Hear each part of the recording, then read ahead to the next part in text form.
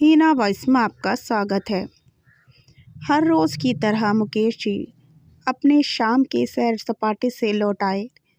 वह अपने जूते उतार ही रहे थे कि बहू ने पूछा, बाबूजी, आज हम पार्टी में जा रहे हैं, हम वहीं से खाकर आएंगे। आज रात के खाने में क्या खाएंगे बताइए। मुकेश जी सोचने लगे, आज रविवार तो नहीं है और ना ही किसी की शादी है, ज़रूर किसी पार्टी में जा रहे होंगे। छोड़ो, मुझे क्या करना है इस उम्र में। अपने विचारों पर काबू करते हुए मुकेश जी बोले, ऐसा करो बेटा, मेरे लिए 2 रोटियां बना दो, दूध के साथ रोटियां ही खाऊंगा। बहू तुरंत बोल उठी, बाबूजी, सुबह ही जो बनाई थी उनमें से 2 रोटियां अभी भी बची हुई हैं। अगर आप बहू ने अपना वाक्य अधूरा ही रहने दिया, लेकिन मुकेश जी अच्छी तरह समझ गए कि वह क्या कहना चाहती थी। सुबह की रोटियां खाई तो गैस हो जाएगा। सुबह भी बहू ने मसाले वाली सब्जी बनाई थी, जिसके चलते अभी तक खट्टी डकारें आ रही हैं। और इस उम्र में पेट को संभालना मतलब किसी बिगड़े हुए बच्चे को संभालने से भी ज़्यादा कठिन काम है।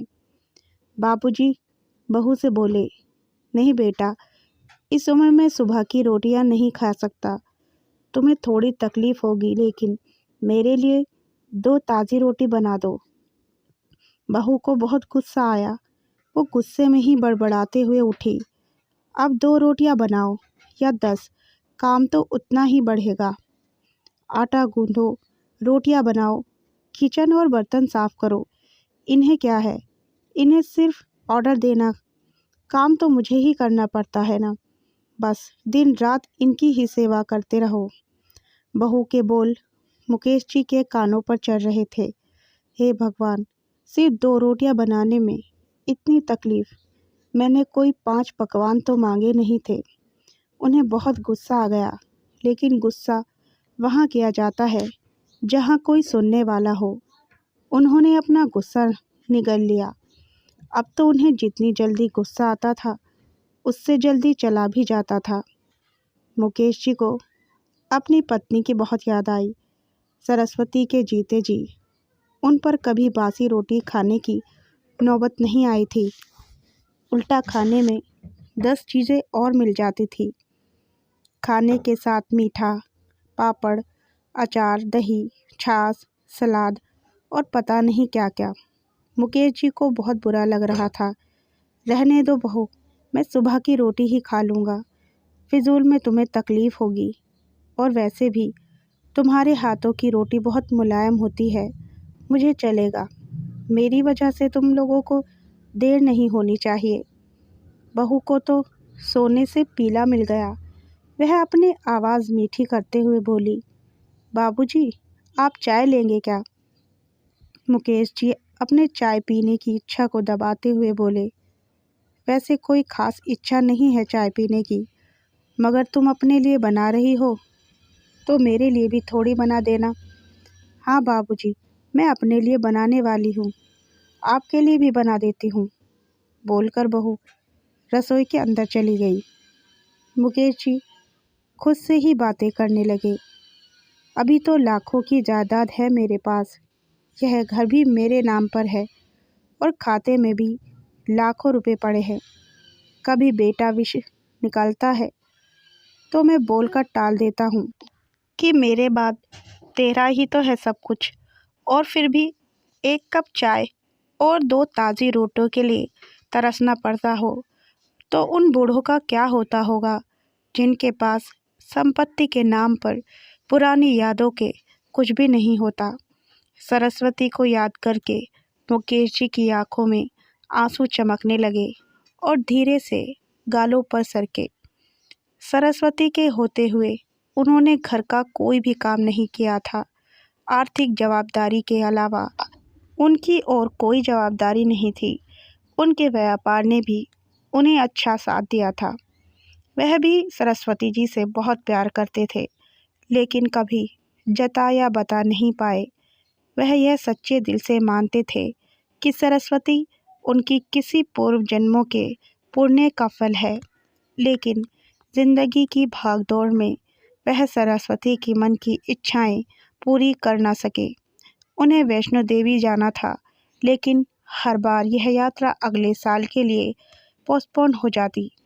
घर बार और संसार की जिम्मेदारियां संभालते संभालते कब उनकी इच्छाएं उन्हीं के साथ चली गई, पता ही नहीं चला। मुकेश जी ने देखा, उनके पोता और पोती दोनों ही स्कूल से आ गए थे। दोनों ने अपना बस्ता सोफे पर फेंका और दादाजी की तरफ दौड़कर उनके गले लगते हुए कहने लगे, चलिए ना दादाजी, खेलने चलते हैं। यही निस्वार्थ प्रेम के कुछ पल थे, जिनमें मुकेश जी भी बच्चों के साथ बच्चे बन जाते थे और सारे अपने दुख और यादें भूल जाते थे। वह कुछ बोल पाते उससे पहले ही बहू ने कहा, चलो छोड़ो दादाजी को, हमें पार्टी में जाना है। जल्दी से आकर तैयार हो जाओ, पापा भी आते ही होंगे।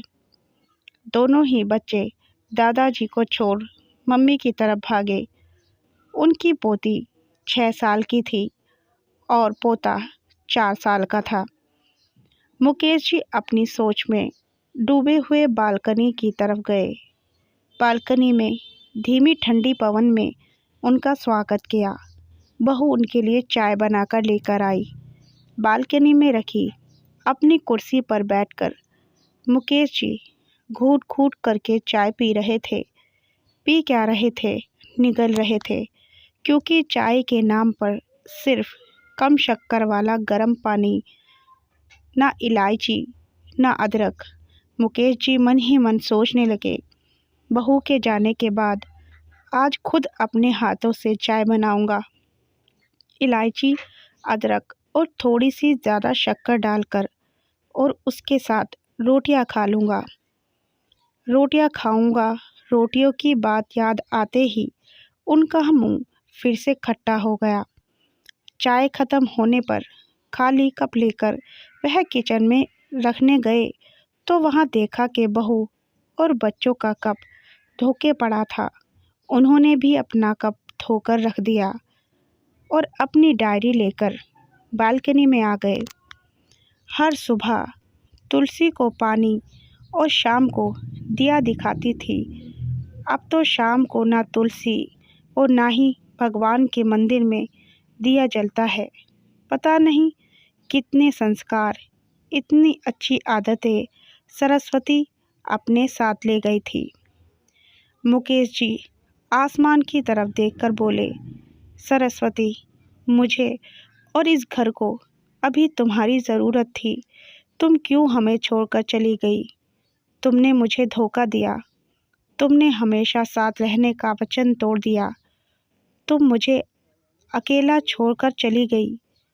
मुकेश जी की आंखें भर आई। पापा, इतनी ठंडी हवाएं बह रही हैं और आप हैं कि बालकनी में बैठे हैं। अंदर आ जाइए, नहीं तो बीमार हो जाएंगे। बेटे ने मुकेश जी से कहा। बेटा, बहू और पोता पोती सब तैयार होकर पार्टी के लिए निकल रहे थे। किसी ने झूठ मूठ ही मन रखने के लिए भी उनसे नहीं पूछा कि साथ चलिए। बाबा, आप खाना खाकर जल्दी सो जाइएगा, हमें आने में ज़रा देर हो जाएगी। ज़्यादा देर तक जागना आपकी सेहत के लिए अच्छा नहीं है। हमारे पास घर की दूसरी चाबी है, हमारी चिंता मत कीजिए, मेरे बेटे ने जाते हुए ये कहा। ऐसे बोल रहे हैं जैसे मेरी सेहत की बहुत फिक्र है। कितने दिनों से बोल रहा हूँ, डॉक्टर के पास ले चलो। बीपी बढ़ा हुआ है, शुगर भी चेक करवाना है। थोड़ा सा भी चलता हूँ तो हाँफने लगता हूँ। बेटा कहता है कि बुढ़ापे में यह सब तो होता ही है, ज़्यादा भ्रम मत पालिए। वाह बेटा, बूढ़े बाप के पास बैठने के लिए थोड़ा सा भी टाइम नहीं है तेरे पास, और पार्टी के लिए टाइम ही टाइम है। ऐसे अनगिनत विचार उनके दिमाग में चल रहे थे, लेकिन फिर भी उन्होंने हाँ में सिर हिलाया। सभी पार्टी में चले गए। मुकेश जी हॉल में रखी कुर्सी पर आकर बैठे। खाना खाने की अभी कोई इच्छा नहीं थी, इसलिए टीवी चालू की। आज वैलेंटाइन डे था, प्यार का दिन। इसलिए टीवी पर भी उसी के बारे में दिखा रहे थे। मुकेश जी की नज़र पास में रखे अपनी पत्नी के फ्रेम पर गई, जिसने लाल कलर की साड़ी पहन रखी थी। पता नहीं दिनेश लाल जी के मन में क्या आया, उन्होंने अपने पैसों का बटवा लिया और निकल पड़े। सरस्वती जी की याद में चलते चलते वो एक आइसक्रीम पार्लर के पास पहुँचे। उनको श्वास चढ़ गया था, उनकी सांसों की गति तेज हो गई थी। आइसक्रीम पार्लर के पास एक कुर्सी पर वह आकर बैठे। तभी वहाँ पर एक छोटी सी बच्ची आई जो गुब्बारे बेच रही थी। बच्ची बोली, दादाजी गुब्बारे लोगे क्या? इतने ही बचे हैं, बिक जाएंगे तो जल्दी घर चली जाऊंगी। मुकेश जी ने देखा 10-12 रंग बिरंगे गुब्बारे थे। उन्हें याद आया कि सरस्वती जी को भी गुब्बारे बहुत पसंद थे, लेकिन अब गुब्बारे लेकर क्या करूं? उन्हें बच्ची की आंखों में सच्चाई और आशा दिखी। उन्होंने 300 रुपये दिए और सारे गुब्बारे खरीद लिए। उन्हें फिर से सरस्वती जी की याद आई, क्योंकि वह भी घर से निकलते समय हमेशा थोड़े एक्स्ट्रा पैसे लेकर निकलती थी और किसी न किसी ज़रूरतमंद की मदद किया करती थी। कभी वो टोकते तो वो कहती, हमें भगवान ने लेने वालों में नहीं, देने वालों की लाइन में खड़ा किया है और थोड़े से रुपए के बदले में लाखों की दुआएं मिलती हैं, तो मुझे टोका मत कीजिए। आंखों में आंसुओं के साथ मुकेश जी खड़े हुए रास्ते के बीचों बीच आए। उन्होंने आसमान की तरफ देखा। मुकेश जी को लगा जैसे आसमान में सरस्वती उन्हें बुला रही है। उन्होंने अपने हाथों में पकड़े गुब्बारे आसमान में छोड़ दिए और चिल्लाकर बोले, सरस्वती मैं तुमसे प्यार करता हूँ। उनके सांसों की गति बढ़ गई, उनका शरीर लड़खड़ा गया और ज़मीन पर धड़ से गिर पड़े। आसपास के लोगों को कुछ भी पता चल पाए उससे पहले ही मुकेश जी ने इस मोह माया की दुनिया को अलविदा कह दिया। उन्हें अपनी पत्नी से मिलने की बहुत जल्दी थी। कहानी पसंद आई हो तो वीडियो को लाइक और चैनल को सब्सक्राइब ज़रूर करें और कमेंट में हमें बताएं आप ये वीडियो कहाँ से देख रहे हैं।